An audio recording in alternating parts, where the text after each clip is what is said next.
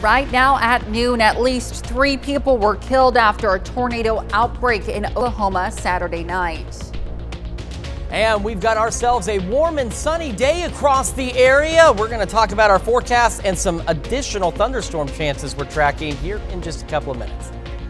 Plus, protesters gathered in downtown Joplin to protest the death of a 2-year-old that was wrongfully shot.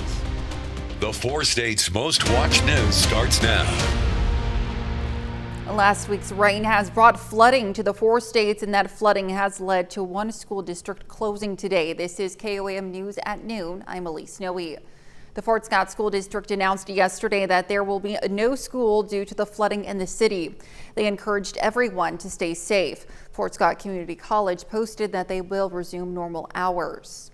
Wilson County is one of the many areas to see damage following last weekend's storms. KOAM's Samantha Walker has more on how the community was impacted. I was out on this side of it watching it, and turned around just ahead of it as it was coming, like I say, within about a half a mile of the community here. Community members of Fredonia say they are grateful after tornadic activity narrowly missed the main part of town. But Wilson County still saw damage from the storms, including damaged roofs and torn up trees. Rolled over an aluminum horse trailer, took a couple of grain bins, hit the house and tore part of the roof off the house and part of the barn wall out. The Wilson County Emergency and Floodplain Manager says the area also needs to be aware of flooding concerns. He says area reservoirs are expected to be up 10 feet. We've got floodwaters in the area. Roads are pretty rough. The gravel roads, they've been washed across. Some of them are pretty narrow. Notified by dispatch this morning that local railroad had notified them that their track had been washed out. I was just out there. He says while the storms could have proved to be much worse for the area, it did showcase the need to have a safety plan. When you think that a storm may be forming and stuff, be prepared to go somewhere so that if it does develop into a tornado that you're ready. Reporting in Wilson County, Samantha Walker, KOAM News. Wilson County officials say they believe water levels in the area to be receding, but urge the community to still be cautious. At least 3 people were killed, including an infant, after a tornado outbreak in Oklahoma Saturday night. The National Weather Service reported that a number of large and extremely dangerous tornadoes were on the ground. 2 deaths occurred in Holdenville, the 3rd near Marietta on Interstate 35. Oklahoma Governor Kevin Stitt issued an emergency disaster declaration. He will be touring storm damage in the Murray County towns of Sulphur and Holdenville. Now let's check in with Chris Warner for a look at the forecast. And we've got a sunny and much warmer day across the area, much calmer out there as well compared to the past few days across the area. MoDOT camera from this morning looking at 32nd and range lines. You can see skies cleared out after some morning fog and even a couple of morning showers for some of us. And from our camera on the Cornell complex, there those clouds go from this morning, moving out, leaving nothing but blue skies out there. However, we do have the possibility of some additional strong, potentially severe thunderstorms as we head into tomorrow evening and midday Wednesday. We're going to break that all down in your full forecast here in just a moment. Yesterday started the day at 59, so a little warmer than normal, but made it up to 74, not far off of average. And we are closing the gap in our rainfall deficit across the area. Some folks received upwards of nearly a foot of rainfall over the last 3 days. Most of us got, especially in southeast Kansas, got anywhere 8 to 10 inches out there. Above average highs, temperatures will return to above average as we head into Tuesday and Wednesday. And we'll have clear skies through the evening, a mild evening, falling back into the 50s after midnight. Again, we'll have a complete look at your forecast and break down this next round of thunderstorms here in just a few more minutes. Elise?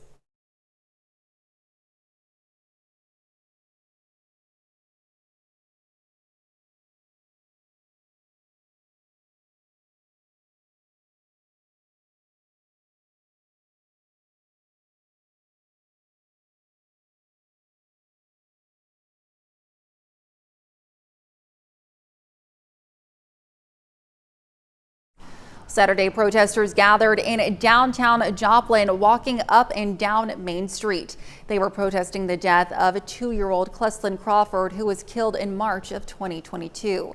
Cleslin was killed during an incident in which several area law enforcement agencies responded. The 2-year-old was shot by a Joplin Police Department officer who had only been identified as Sniper 1. Protesters are asking for the name of the officer who shot Cleslin to be released. The protest is just to let the community know, because when you go around and you ask people if they know about the story, 90% of them say no, But if another civilian was to gun down somebody, accident or not, it would be known all over. So we just wanted to, we just want justice. Family of Cleslin says they will continue to try and bring public attention to the story until the name of the officer is released.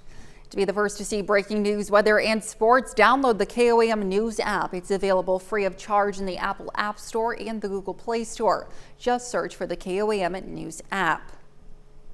New funding is going to help build a big attraction in the city of Sapulpa, Oklahoma. The Route 66 park will be built near Highway 66 and Rock Creek. Lucy Lawson with the city says their goal is to develop and draw visitors to Route 66 since it's not traveled as much.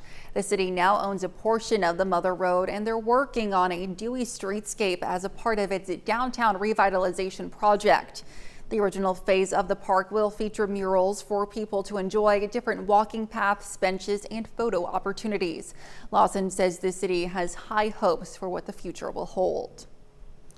Well, students of all ages from kindergarten all the way up to the seniors packed the Logan Rogersville football stadium Saturday morning to play the world's largest game of Follow the Leader. With more than 2,500 participants, organizers are confident they've broken the previous record of 768. This isn't the first time Logan Rogersville has made it into the Guinness Book of World Records. When this year's seniors were kindergartners, they took part in the largest ever game of Duck Duck Goose. Members of student council say they considered trying to break that record again. Why break it if we already have it? Let's set another one. And that's where we try to consider the younger kids, what they'd understand. We get to say that we broke 2 records, world records, and so it's really fun. Not many people can say that. As of now, the results of the world record attempt are unofficial. Organizers say it will likely take several months for the record to be certified. Well, coming up, pro-Palestine demonstrations are popping up at more and more universities across the U.S. And later, we're making lemon rosemary chicken in the Mr. Food Test kitchen. Gaza-related protests continue on college campuses in spite of repeated efforts to shut them down. In Los Angeles yesterday, Palestinian supporters clashed with pro-Israeli activists at UCLA. Demonstrators on at least 22 U.S. campuses have been arrested. CBS's Elise Preston has more. UCLA was one of the latest flashpoints between pro-Palestinian and pro-Israeli demonstrators. Dozens clashed Sunday after a security barrier was breached. Physical altercations took place, but no major injuries were reported. Following the skirmishes, UCLA officials moved to drastically reinforce the barricades and railings. Across the country, authorities detained 100 people at Northeastern University in Boston. Pro-Palestinian student demonstrators are calling for their schools to divest from companies that do business with Israel. The current operations are pretty blatantly war crimes, a genocide. While pro-Israeli demonstrators say people in the encampments are promoting anti-Semitism and ignoring Hamas-held hostages. If you actually want peace to be achieved as we do, and if you want a ceasefire, the hostages need to be released, and they need to be at the forefront of this discussion. As commencement day approaches for many colleges and universities, the people united will never be defeated. Administrators at both public and private schools are scrambling to find ways forward. At Columbia University, where the country's first encampment still stands, commencement still hangs in the balance. I personally don't view it as much of a loss if we don't have a graduation, especially with what they're trying to fight for. Elise Preston, CBS News, Los Angeles. Teachers will now officially be allowed to carry concealed handguns in the state of Tennessee. Governor Bill Lee signed the legislation that allows teachers and staff to be armed on school grounds into law this past Friday. State legislators approved the bill Tuesday. Teachers and staff members will first have to meet certain conditions before they can carry a concealed handgun on school grounds.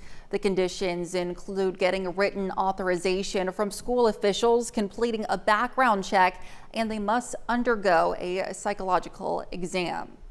Well, still to come on KOAM News at noon, Mr. Food.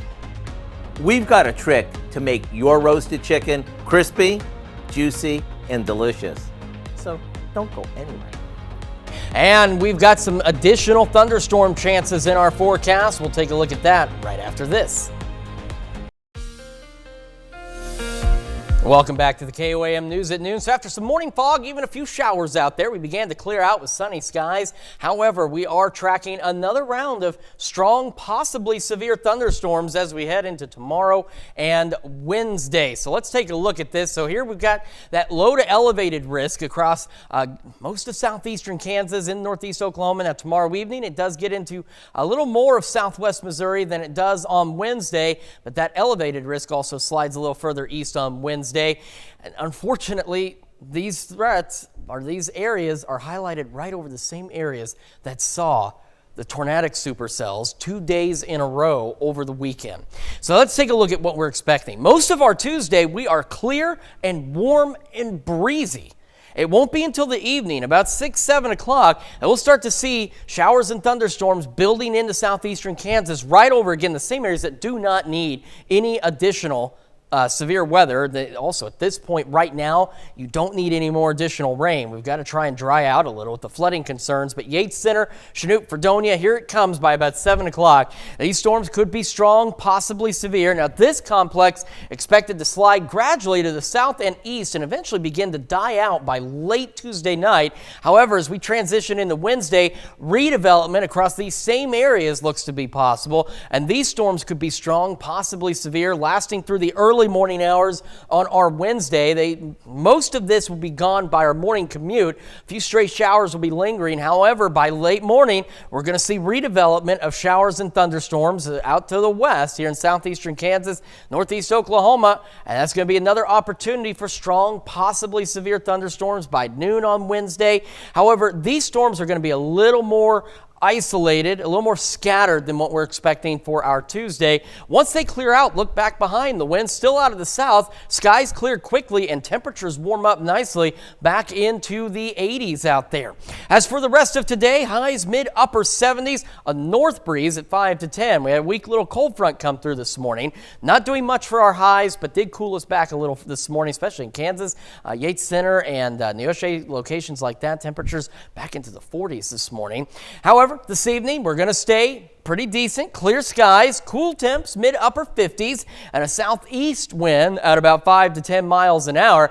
And then that wind will kick completely out of the south tomorrow, and we'll have winds 10 to 20 miles an hour, gusting up to 30 out of the south. Now again, most of our Tuesday, we are clear and we are warm, and we'll make it into the low 80s, and we'll see those thunderstorm chances by the evening hours. We're still going to be in the 80s again, as we showed you for Wednesday, those scattered thunderstorm chances. Thursday, about normal, but more thunderstorm chances. Then we cool back as we head into Friday with some morning showers out there. Saturday looks fantastic, and then we'll start to warm up next week. Check out next Wednesday. We are pushing close to 90 degrees with additional scattered shower and thunderstorm chances. Elise?